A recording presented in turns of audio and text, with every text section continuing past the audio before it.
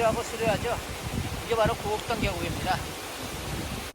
봉정암 사리탑은 저 왼쪽에 있습니다. 한번 보시죠. 저 가운데 탑 보이시죠?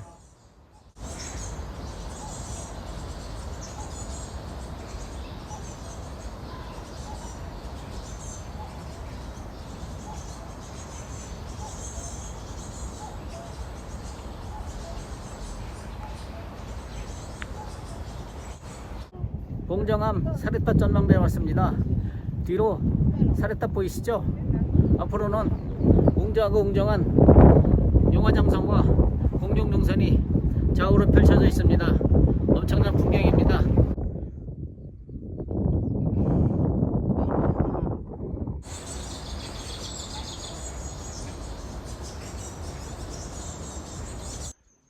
부처님 오신 날을 앞둔 봉정암은 의외로 향로봉 오른쪽 뒤로 금광산에 조금 머리를 내밀고 있네요. 동서울 버스터미널에서 6시 49분 차를 타고 용대리에 왔습니다. 서울로 되돌아가는 시간표부터 확인합니다. 동서울 막차가 용대리에서 저녁 7시에 있습니다. 봉정암을 가려면 시외버스터미널에서 내려서 1km 정도 걸어가서 백담사까지 가는 마을버스를 타고 들어가야 합니다. 백담사의 마을버스 매표소 옆에는 주차장도 있고요. 현대요금 성인 2,500원입니다. 백담사에서 나오는 마지막 버스는 저녁 6시고요. 백담사 입구에서 봉정암으로 들어갑니다. 백담 탐방지원센터에 화장실이 있습니다. 황장폭포 옆으로 새로 다리길을 놓았네요. 이곳 바위길이 고약했거든요. 폭포가 지나는 황장폭포입니다. 백담사 입구를 출발해서 봉정암까지 갔다가 다시 백담사 입구로 왕복하는 오늘 산행은 실험동 계곡과 구곡동 계곡의 수려하고 빼어난 절경을 즐기는 코스입니다. 물론 용화장성의 빼어난 암봉도 즐기는 코스이고요. 봉정암은 소청봉 북쪽 자락 용화장성이 시작되는 지점인 해발 1244m 높은 곳에 자리하고 있습니다. 그러다 보니까 백담사에서부터 가는 산행거리도 왕복 23km 정도는 됩니다. 하지만 백담사 입구에서부터 10여 km 지점에 있는 봉정골 입구까지는 완만한 오르막이 이어지기 때문에 산행에 어려움은 없습니다. 그 이후 봉정골 입구부터 봉정암까지 해발 고도를 200m 이상 급격하게 높이기 때문에 땀 좀 흘려야 되고 고개 이름도 깔딱고개, 해탈고개라는 이름이 붙어 있습니다. 영시암에 왔습니다. 부처님 오신 날을 앞두고 연등을 예쁘게 달았습니다. 영시암 삼거리에 왔습니다. 왼쪽으로 가면은 오세암을 거쳐서 마등령 삼거리에서 공룡능선을 타거나 아니면 직접 비선대로 내려갈 수도 있고요. 저는 봉정암 오른쪽으로 갑니다. 봉정암 7.1km 남았네요. 백담사부터 수련동 대피소까지 등산로 오른쪽으로 이어지는 수련동 계곡입니다. 수련동 계곡은 수련동 대피소 이후 만나게 될 구곡동 계곡과 함께 설악산 계곡 가운데 가장 아름다운 계곡이라고 생각을 합니다. 바닥에 암만이 펼쳐지고 그 위로 옥색 물빛이 유유히 흐르는 모습이 너무나 아름답습니다. 물론 천물동 계곡이 국내 3대 계곡이라고 그러죠. 그렇지만 천물동 계곡은 계곡보다는 주변에 암봉이 더 멋있는 곳이잖아요. 근데 이 수렴동 계곡과 구곡동 계곡은 주변에 암봉도 멋있지만 이렇게 물빛이 계곡이 아름답습니다. 고강나무입니다. 그저께 소백산 산행에서 고강나무가 흐드러지게 폈었는데 지금도 참 예쁘네요. 수렴동 대피소 앞에 왔습니다. 저 앞에 보이는 봉우리가 용화장성이 시작되는 봉우리가 되겠고요. 이 계곡은 가해동 계곡입니다. 이 계곡이 희운각 대피소 쪽으로 이어지는 계곡이고요. 이곳에서 이제 직진을 하면은 봉정암 대청봉으로 이어지게 되죠. 간식 좀 먹고 가겠습니다. 용대리 마을버스 정류장 앞 편의점에서 빵 하나 샀습니다. 왜 이렇게 말씀드리는가 하면요, 용대리에 뭘 좀 구입할 만한 가게가 변변치가 않습니다. 다람쥐가 경계를 늦추지 않으면서 간식당 주변을 맴돌고 있습니다. 구옥당 계곡에 들어서자마자 이렇게 옥상 물빛으로 치장한 담이 맞아집니다. 구옥담 계곡은 실현동 대피소 위쪽부터 쌍용폭포로 이어지는 계곡을 말하죠.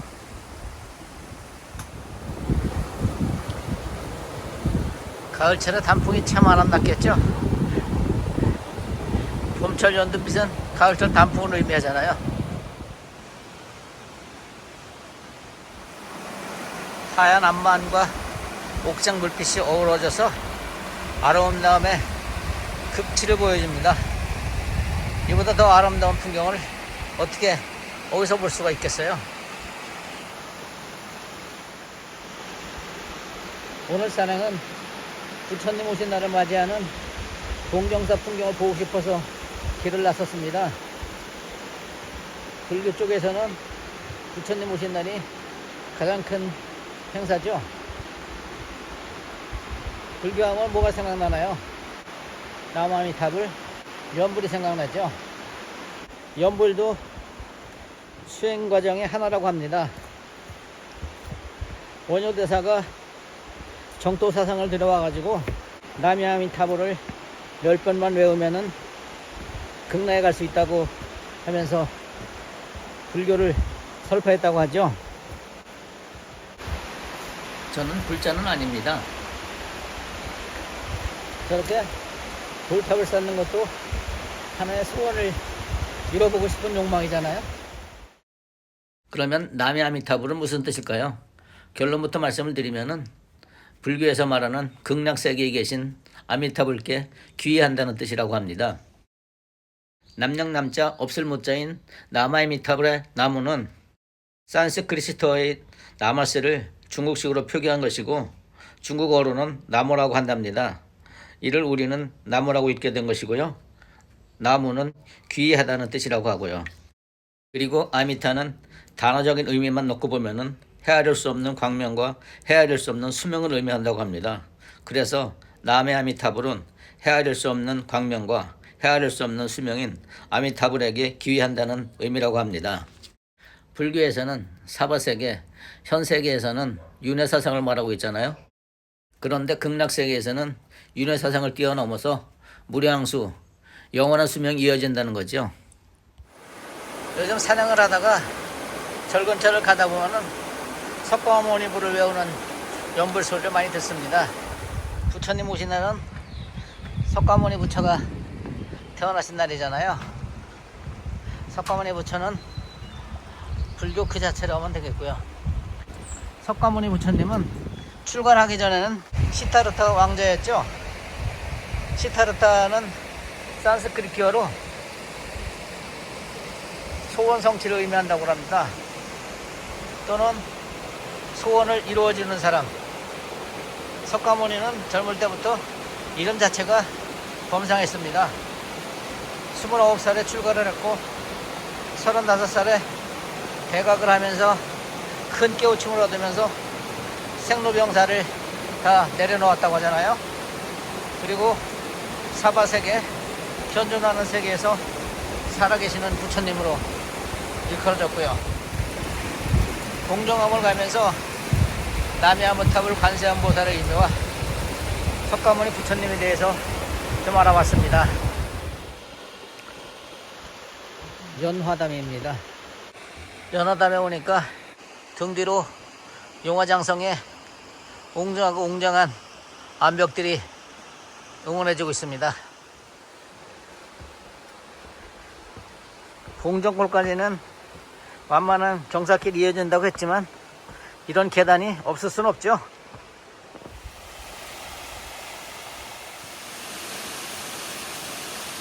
관음폭포입니다. 물이 위쪽, 중간, 아래쪽 3단으로 떨어집니다. 올라가다가 보는 관음폭포 위쪽입니다. 곧 만나게 될 쌍용폭포의 손자인 용선폭포입니다. 바로 위에는 쌍용폭포의 아들인 용자폭포고요. 용자폭포요. 그리고 이쪽은 쌍용폭포의 오른쪽에 있는 우폭입니다. 우폭. 관음폭포 위쪽에서 보는 용화장성의 암릉입니다. 엄청납니다. 용화장성은 암릉에 자리한 암봉과 바위들이 용의 이빨을 닮았다고 해서 용화이고요. 암벽이 성벽 같다고 해서 용화장성이죠.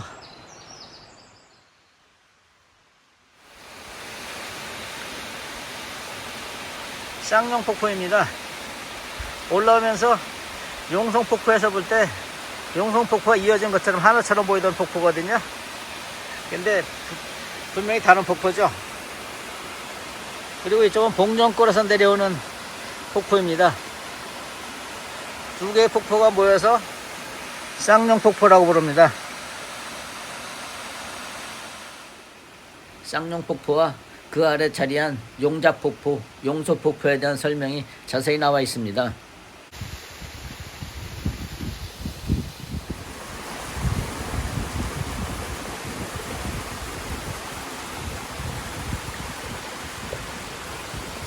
용의 송곳니를 봅니다.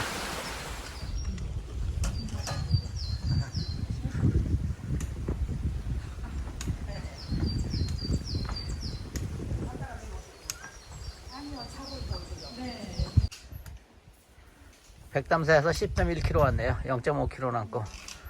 백담사 봉정암 10.6km네요.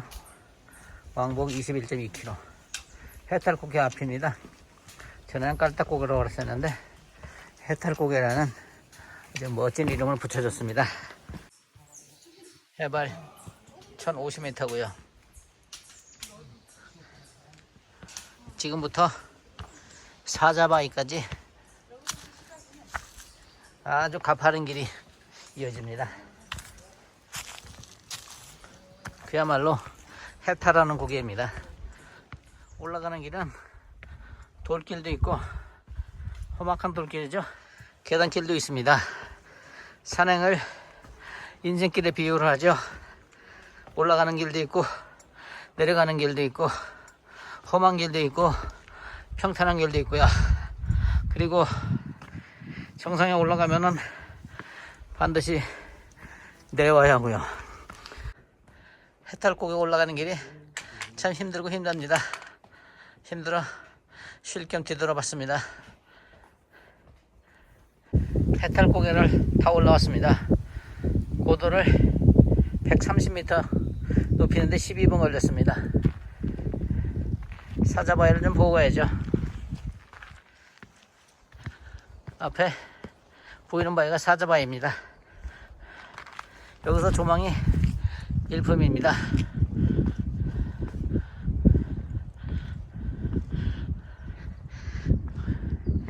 용화장성의 그 송곳 같은 바위 좀 보세요. 용화란 말이 용화 이빨이란 말이 맞죠?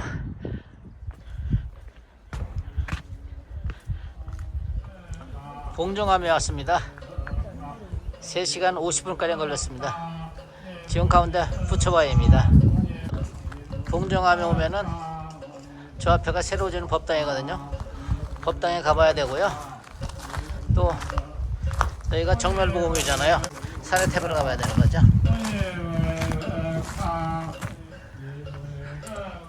석가모니 부처님 진신사를 모신 정멸보공이 있는 곳이잖아요. 그러니까 연불이 석가모니 불이네요. 대웅전이요. 새로 지은 법당은 일로 올라가는 건데요. 여기서 우선 이 소청봉 쪽으로 한 30m 정도 올라가 보겠습니다. 올라가면은 봉정암의 부처바위를 비롯한 그 봉정암의 모습이 참 아름답게 보입니다. 바로 이 모습이죠. 앞에가 부처바위고요. 그 봉정암 뒤편에 자리한 암봉들입니다. 여기서만 이 같은 모습을 볼 수 있어요. 봉정암 사리탑은 저 왼쪽에 있습니다. 한번 보시죠. 저 가운데 탑 보이시죠? 저희가 봉정암 사리탑입니다. 실질적인 정멸보공이죠. 두 손 모아 가족의 안녕과 구독자 여러분들의 건승을 기원드린 후 법당에서 사리탑을 봅니다. 이 법당 안에는 저 앞에 사리탑이 있기 때문에 불상이 따로 없습니다. 부처님 오신 날을 앞둔 봉정암은 의외로 고요합니다. 봉정암은 신라 선덕여왕 때 자장율사가 중국에서 부처님 진신사리를 모셔와가지고 이곳에 봉안을 하고 창건을 했다고 전해지죠. 봉정암은 국내 5대 정멸보공으로 불자들의 순례 1번지죠. 5대 정멸보공은 이곳 봉정암을 비롯해서 오대산 상원사, 태백산 정암사, 영월 사자산 법흥사, 양산 통도사를 일컫지요. 5대 정멸보공은 모두 자장율사가 중국에서 모셔온 부처님 진신사리를 모신 곳이고요. 사리탑에서 보는 봉정암 모습이 참 아름답습니다. 가운데가 대웅전이고요.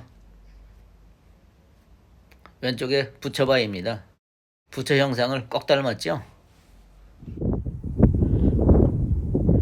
용화장성 웅장하고 웅장합니다.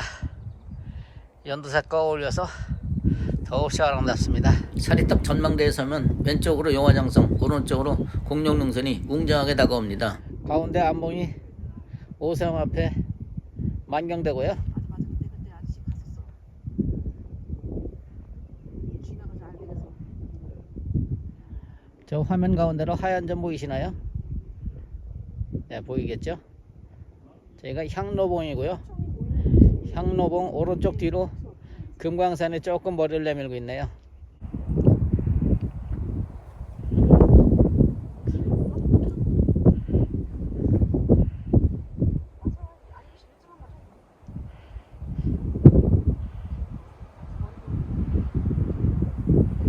가운데 뒤로 황철봉, 오른쪽으로 설악산을 대표하는 공룡능선이 펼쳐지고 있습니다. 가운데 뾰족한 나한봉, 오른쪽으로 큰 세봉, 가운데 세존봉, 공룡능선의 중심 1,275봉, 노인봉, 신선대에서 가다 보면 처음 만나는 고개 신선대입니다. 신선대까지 보이네요. 부처님 오신 날 기념으로 진행한 봉정암 가는 길 시청해 주셔서 고맙습니다.